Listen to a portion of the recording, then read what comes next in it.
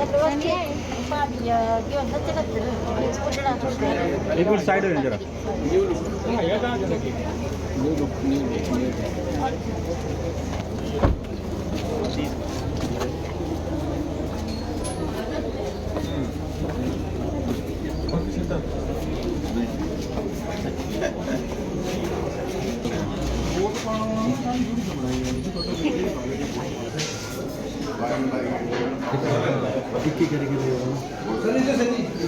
जिन्नी देर तो हाँ कहाँ खड़ो रहना ही क्लिक ही करना बस।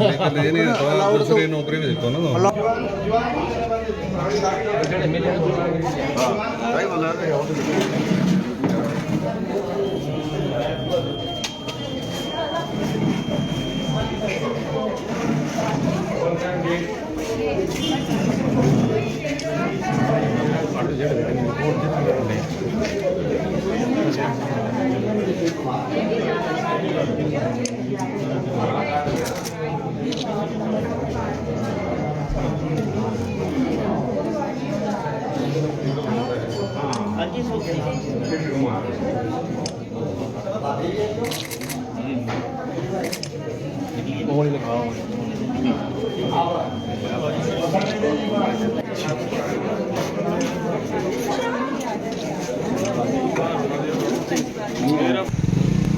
सर, लोकसभा के लिए आज मतदान किया है, क्या कहना चाहेंगे? 5 साल में एक बार ये लोकतंत्र का उत्सव आता है। सौभाग्य है मेरा कि 90 वर्ष का हो रहा हो और इस आयु में भी अपने देश के लिए वोट देने का अधिकार आज मैं प्रयोग कर सका। मैं अपने आप को भाग्यशाली समझता हूँ।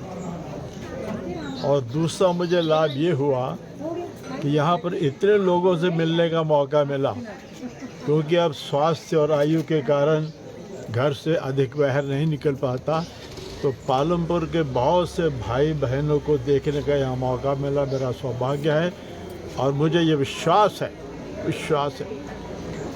कि स्वामी विवेकानंद मेमोरियल में बैठकर जो साधना देश के प्रधानमंत्री कर रहे हैं वो साधना सफल होगी और इस देश में तीसरी बार श्री मोदी जी प्रधानमंत्री बनकर एक नया इतिहास रचेंगे। सर, बहुत से चुनाव आपने लड़े और बहुत से लड़वाए, ये चुनाव किस तरह से भिन्न है पहले चुनावों? ये चुनाव बिल्कुल अलग है बाकी चुनाव से।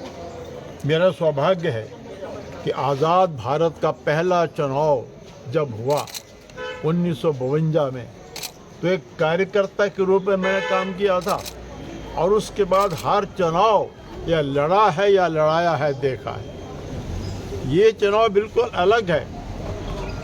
कारण क्या है कि पिछले 10 साल ऐतिहासिक विकास नरेंद्र मोदी जी के नेतृत्व में हुआ है और पिछले 10 साल के ऐतिहासिक विकास के बाद ये चुनाव ऐतिहासिक है। ये चुनाव पिछले चुनाव के सारे रिकॉर्ड तोड़ेगा। कभी किसी चुनाव में इतने अधिक वोट किसी को नहीं मिले जितने अधिक वोट इस बार आदरणीय मोदी जी को मिलेंगे और इसके बाद जो 5 साल हैं वो भी ऐतिहासिक विकास होगा भारत के अंदर। सर, कांग्रेस और सहयोगी दल कह रहे हैं कि इस बार हमारी बड़ी जीत होगी, तो भाजपा कह रही है कि हम 400 पार जाएंगे, तो आपको क्या लगता है कि? देखिए, अगर उनको अपनी जीत का विश्वास होता तो मोदी जी के मौन से वो परेशान नहीं होते। मोदी जी कुछ नहीं बोल रहे, आजकल कुछ नहीं बोल रहे, लेकिन पूरा विपक्ष परेशान है, उनके ध्यान से परेशान। विपक्ष को तो खुशी मनानी चाहिए थी कि मोदी जी हार रहे हैं और चले गए, खुशी मनानी चाहिए थी, लेकिन सारा विपक्ष परेशान है मोदी जी के मौन से। यही इस बात का उदाहरण है कि मोदी जी तीसरी बार फिर से जीत रहे हैं।